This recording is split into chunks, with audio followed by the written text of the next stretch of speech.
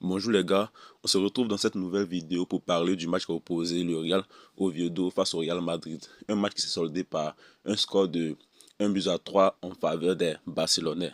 Sans plus tarder, on va commencer d'abord par la composition. Anciflick a proposé une composition 4-2-3-1. Au poteau, on avait Garcia. En défense, on avait Martin, Koubassi, Araujo et Eric Garcia. Au milieu, on avait Pedri et Casado. À l'attaque, on avait Rashford, Olmo, Rafinha et Ferran Torres. Bon, en ce qui concerne ce match-là, c'était un match vraiment dominé par le FC Barcelone, mais ils se sont fait surprendre par le Real Oviedo.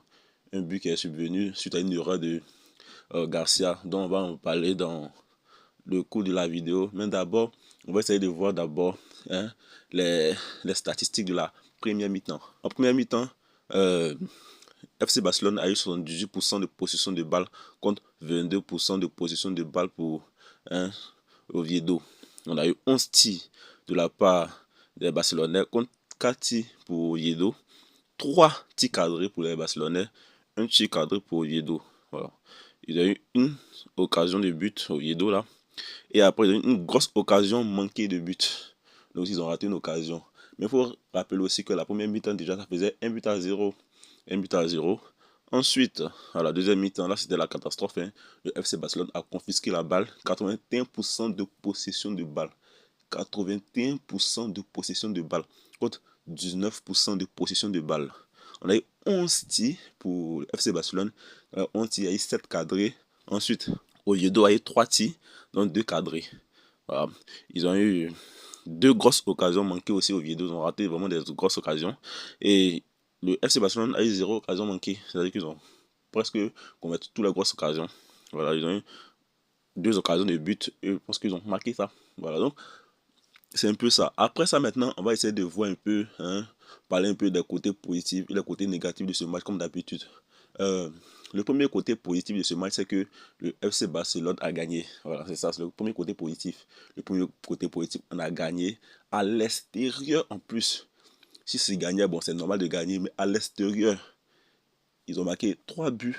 Donc, le score est 3 buts à 1, donc ils ont gagné de 2 buts d'écart. Et ça aussi, c'est positif. Voilà. Et j'aimerais aussi mentionner un fait. L'autre fait positif, c'est qu'il y a une mentalité de fer, une mentalité de remontada. Parce qu'ils étaient menés à l'extérieur. C'est pas à domicile, ils étaient menés à l'extérieur. Ils jouaient chez Oviedo, ils avaient les supporters, tout ça. Ils étaient menés. Et puis c'était à la mi-temps. Et malgré ça, ils ne perdent pas espoir. Le FC Barcelone ne met jamais. Ils reviennent. Ils arrivent à renverser le score.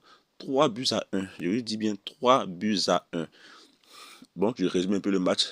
À la 33e minute, Oviedo a marqué. Au retour des vestiaires, à la 56e minute, Eric Garcia qui a marqué, qui est élu homme du match. Ensuite, il y a le but de Lewandowski qui parvient à la 70e minute. Et enfin, Araujo qui vient marquer le troisième but à la 88e minute. Vous voyez un peu ce match-là, c'était vraiment énorme, c'était vraiment intéressant.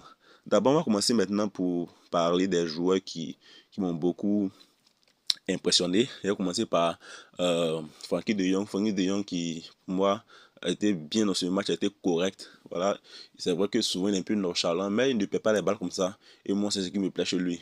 Il y a beaucoup de supporters qui n'aiment pas trop Frankie de Jong, mais moi, pour moi, c'est un joueur maintenant qui est indispensable pour le FC Barcelone. Son jeu, il est trop fort, ce gars.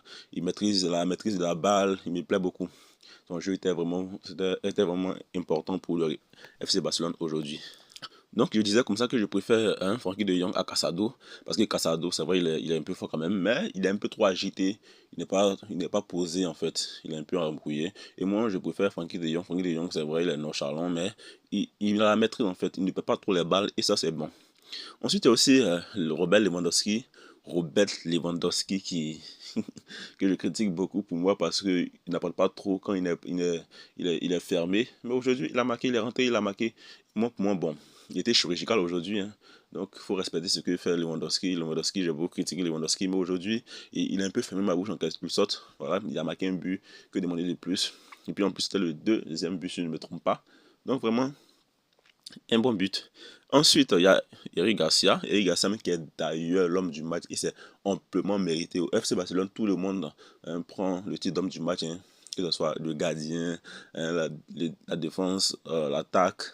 tu vois tout, le milieu, tout. Donc Eric Garcia, il fait un match vraiment correct et il mérite cette note de meilleur joueur de ce match-là. Il a vraiment prouvé, il était là partout. En tout cas, pour moi, c'est bon. C'était un match correct. Voilà, on a tous vu ce qu'il a fait dans ce match. On n'a pas besoin de raconter beaucoup. Pedri, c'est devenu presque habituel. Chaque jour, il nous sort des masterclass, donc je ne sais plus quoi dire. Bon, ça ne m'étonne pas parce qu'il a l'habitude de faire ce genre de match-là.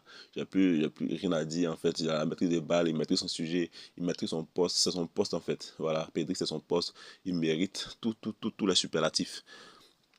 Il y a aussi Arojo. Arojo, on sait les bouts qu'il a créé au FC Barcelone. Voilà. Il a fait quelques erreurs, que ce soit l'année passée contre Paris Saint-Germain, l'année passée contre, comment on dit ça, l'Inter. Donc, lui, vraiment, c'est un gars qui a beaucoup de sens sur la main, mais il faut reconnaître que c'est un gars qui est combatif, il se bat. Voilà. Il se bat, il se donne. Moi, j'aime gars, c'est un guerrier.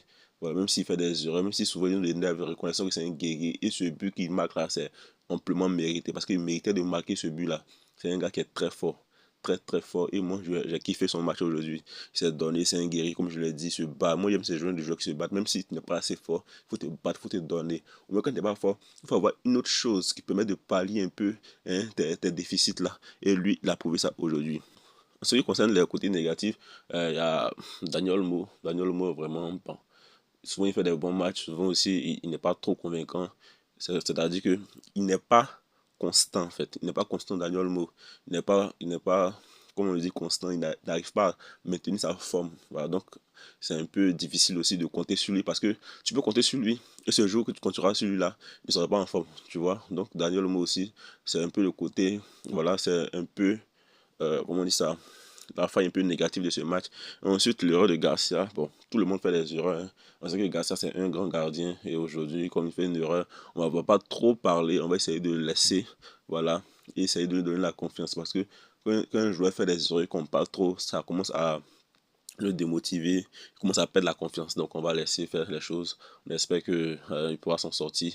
Il pourra faire un match correct la prochaine fois. Mais malgré ça, malgré cette erreur-là, il a fait un match presque parfois aussi. Il a fait un match aussi bon. Voilà, c'est pas un mauvais match en tant que tel. Voilà, il était normal. Même s'il n'a pas été très très extraordinaire, mais il était normal avec cette erreur-là. Donc, on va dire, moi, ce que j'aimerais retenir de ce match, c'est que les FC Barcelone ne met jamais. Ils sont revenus. Malgré qu'ils étaient menés, ils sont revenus en plus à l'extérieur. C'est vraiment incroyable, quoi. Le FC Barcelone a actuellement fait peur. Hein. C'est-à-dire que eux, tu peux jamais dire, bon, on va essayer de voir s'ils vont perdre, on va essayer de conspirer contre eux pour qu'ils perdent. Mais non, les gars ne perdent pas comme ça. Ils reviennent, ils renaissent de leur centre. Et moi, ça me plaît beaucoup. Moi, j'aime ce genre de victoire. Hein. Ce genre de victoire où tu es mené et tu arrives à gagner. J'adore ce genre de victoire. Voilà. Et ça fait 2 à 3 fois qu'ils font ça cette année-là. Voilà, ils ont fait un match où ils étaient menés par 2 buts à 0. Ensuite, ils sont revenus à 3 buts à 2. Et je pense que c'était à l'extérieur aussi. Voilà. Et aujourd'hui encore, ils sont menés et ils reviennent encore. Ils sont habitués aux remontadas. Ils font que des remontadas. Et ça, c'est vraiment intéressant. Parce que quand il y a les remontadas, quand vous êtes mené, que vous arrivez à gagner les matchs, en fait, ce que vous ressentez en tant que supporter et joueur, c'est vraiment inexplicable. Et tout le mal vient sur les voisins, c'est-à-dire tout le monde est fâché, c'est-à-dire hein, l'équipe rivale est vraiment fâchée. Donc, pour moi, bon, regarde, le FC Barcelone est une équipe dont ne doit jamais créer victoire tant que le match n'est pas encore fini. Merci beaucoup à tous, c'était tout pour cette vidéo. On se retrouvera dans une autre vidéo pour parler d'un autre match.